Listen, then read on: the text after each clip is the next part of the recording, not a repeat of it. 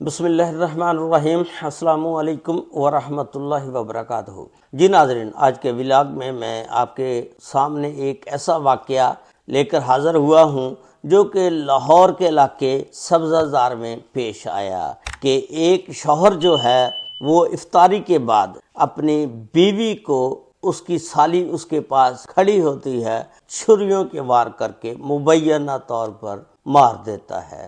اس کی مکمل تفصیلات کہ اس نے کیوں اپنی بیوی کو مارا، کیا وہ بد کردار تھی یا سالی کی وجہ سے مارا، اس کی مکمل تفصیلات آج کی اس ویڈیو میں آپ کے ساتھ شیئر کروں گا۔ یہ جو واقعہ ہے 12 مارچ کو پیش آیا۔ اس واقعے کو چیک کرنے کے لیے ہمیں چنیوٹ جانا ہوگا۔ چنیوٹ میں ایک فیملی رہتی ہے چاہ سوری والا کے علاقے میں۔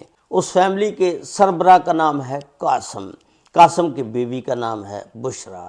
اللہ تعالیٰ نے ان کو 5 بچے دیے، جن میں ایک بیٹا اور 4 بیٹیاں۔ آج کے ولاگ میں ہم بات کریں گے سونیا کے متعلق۔ جو سونیا ہے وہ جب جوان ہوئی، اس کے گھر والوں نے سوچا کہ اس کی شادی کر دینی چاہیے۔ ان کے کوئی دور کے رشتہ دار ہیں جو پنڈی بھٹیا میں رہتے ہیں۔ جب ان کو پتہ چلا کہ یہ سونیا کی شادی کرنے کے چکر میں ہیں، انہوں نے ان کے ہاں رشتہ پوچھا کہ ہمارا بیٹا ہے جو شاہد، اس کے لیے سونیا کا رشتہ دے دیں۔ قاسم کہتا ہے کہ ٹھیک ہے، میں آتا ہوں، لڑکے کو دیکھتا ہوں۔ قاسم پنڈی بھٹیاں جاتا ہے، لڑکے کو دیکھتا ہے اور پسند کر کے آ جاتا ہے۔ شاہد جو ہے وہ زمیندارا کرتا ہے، اچھے کھاتے پیتے گھرانے کے لوگ ہیں یہ۔ اب یہ بھی جاتے ہیں اور سونیا کو دیکھ کر آتے ہیں اور رشتہ پکا ہو جاتا ہے۔ اس کے بعد 2018 میں سونیا اور شاہد کی شادی کر دی جاتی ہے۔ اب سونیا شادی کے بعد اپنے سسرال آ جاتی ہے۔ اس کے بعد 5 سال ہو جاتے ہیں، اس کے ہاں اولاد نہیں ہوتی۔ اس کے سسرال والے اس کو تانے دیتے ہیں کہ یہ بھانجپن ہے، اس کو اٹھارا ہے، مختلف قسم کے الزامات لگاتے ہیں کہ جس کی وجہ سے اس کو بچہ نہیں ہوتا۔ اس کے بعد ان کے درمیان لڑائی جھگڑا چلتا رہتا ہے، لیکن اس کا شوہر جو شاہد ہے وہ اس کا پورا ساتھ دیتا ہے۔ اب والدین شاہد کے کہتے ہیں کہ شاہد آپ دوسری شادی کر لو تاکہ اس میں سے اولاد ہو جائے گی۔ اب شاہد نہیں مانتا، کہتا ہے کہ میں نے شادی نہیں کرنی۔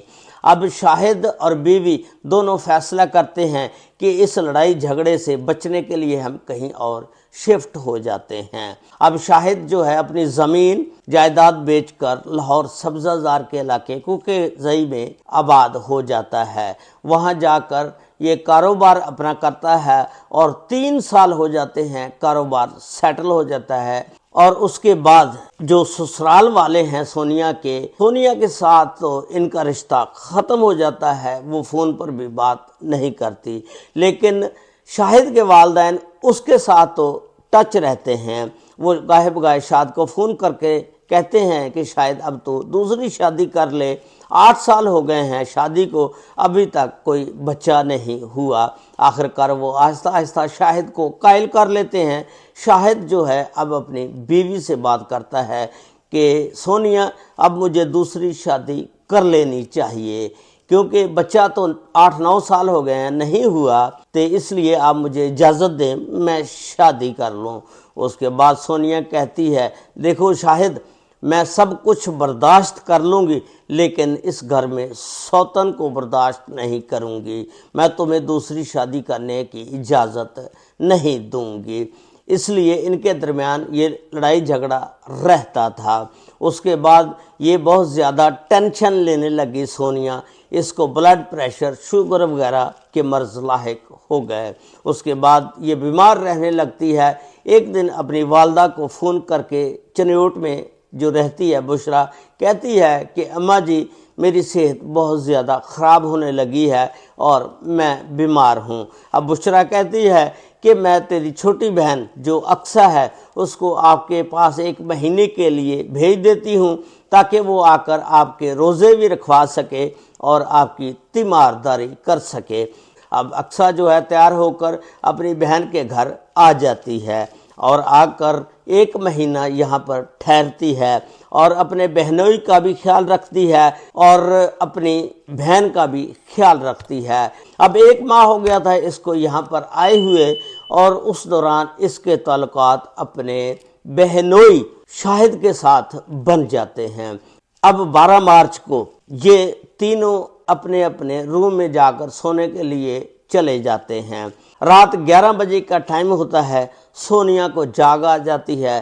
سونیا جب دیکھتی ہے کہ اقصیٰ بستر پر نہیں ہے، وہ فوری جاتی ہے اپنے شوہر کے کمرے میں، جا کر دیکھتی ہے کہ شاہد اور اقصیٰ نازیبا حالت میں ہیں، اور وہ دیکھ کر چیخنے اور چلانے لگ جاتی ہے اور اقصیٰ کو کہتی ہے کہ تو اسی لیے آئی ہے کہ یہاں آ کر گند کھلائے اور رنگ رلیاں منائے۔ اور اس کے بعد وہ اپنے شوہر کو بولنے لگ جاتی ہے اور اپنے شوہر شاد اقبال کا گلمہ پکڑتی ہے، پکڑ کر کہتی ہے یہاں سے باہر نکلو، کیا کر رہے ہو، اس کو بولنے لگ جاتی ہے۔ آگے سے شاہد بھی بولنے لگ جاتا ہے اور دونوں کے درمیان تلخ کلامی ہو جاتی ہے۔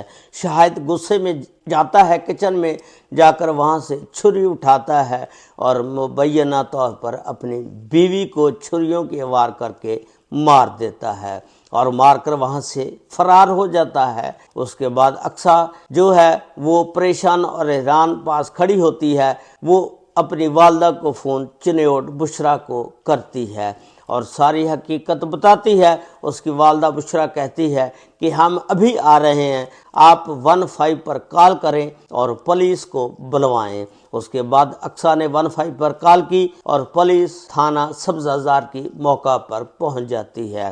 اس کے بعد سونیا کی ڈیڈ باڈی کو اٹھایا جاتا ہے اور پوسٹ مارٹم کے لیے لے جایا جاتا ہے۔ اس کے بعد پولیس جو ہے اقصیٰ سے پوچھتی ہے کہ یہ قتل کس طرح ہوا۔ اقصیٰ نے بتایا کہ میری بہن سونیا اور شاہد کے درمیان جو ہے کچھ اولاد کی وجہ سے تلخ کلامی ہوئی، جس کی وجہ سے اس کو غصہ آ گیا اور اس نے چھریوں کے وار کر کے مبینہ طور پر میری بہن کو مار دیا۔ پولیس کو اب شک ہو جاتا ہے کہ یہ سالی بھی اس میں ملوث ہے۔ اس کے بعد پولیس اقصیٰ کو کہتی ہے کہ شاہد کو فون کرو اور پوچھو کہاں ہے۔ اب اقصیٰ شاہد کو جب فون کرتی ہے، شاہد فون اٹھاتا ہے اور پولیس اس کی لوکیشن ٹریس کر کے فوری وہاں پر جا کر چھاپا مار کے اس کو گرفتار کر لیتی ہے۔ اس کے بعد پولیس جو ہے شاہد کو جب پکڑ دیا، اس کا سافٹ ویئر اپڈیٹ کرتی ہے تو شاید پھر ساری باتیں بتا دیتا ہے، اور اس نے کہا کہ میں سالی کے ساتھ نازیبا حرکت میں تھا، جس کی وجہ سے بیوی نے پکڑ لیا اور ہمارے درمیان تلخ کلامی ہو گئی اور میں نے غصے کی حالت میں اس کو مبینہ طور پر مار دیا۔ اس کے بعد پولیس نے اقصیٰ کو بھی فوری طور پر گرفتار کیا اور ایک 302 کا مقدمہ دونوں کے اوپر درج ہوا۔ اس کی مدعی بنی بشرا بی بی جو اقصیٰ کی والدہ ہے۔ اب اس کا نتیجہ کیا نکلا کہ دیکھیں، اگر اولاد نہیں ہو رہی تھی تو دونوں کے ٹیسٹ کیے جاتے کہ کس میں کون سے جراثیم نہیں ہیں۔ اگر شوہر کے جراثیم نہیں تھے تو بیوی پر الزام لگانا غلط تھا، اگر شوہر کے جراثیم ٹھیک تھے، بیوی کے جراثیم نہیں ٹھیک تھے، تو بیوی کو چاہیے تھا کہ شوہر کو اجازت دے دیتی شادی کرنے کے لیے۔ اگر وہ شادی کی اجازت دے دیتی، یہ نوبت تک نہ آتی کہ وہ اپنی بیوی کو مار دیتا۔ یہ ایک دلخراش واقعہ تھا۔ اس کے بارے میں آپ نے اپنی قیمتی رائے کا اظہار ضرور کرنا ہے، اور ساتھ ساتھ چینل کو سبسکرائب، لائک اور شیئر ضرور کر دیں۔ اور اگر یہ ویڈیو آپ فیس بک پیج پر دیکھ رہے ہیں تو فیس بک پیج کو فالو ضرور کر لیں۔ اللہ تعالی ہم سب کا حامی و ناصر ہو۔ السلام علیکم ورحمۃ اللہ وبرکاتہ۔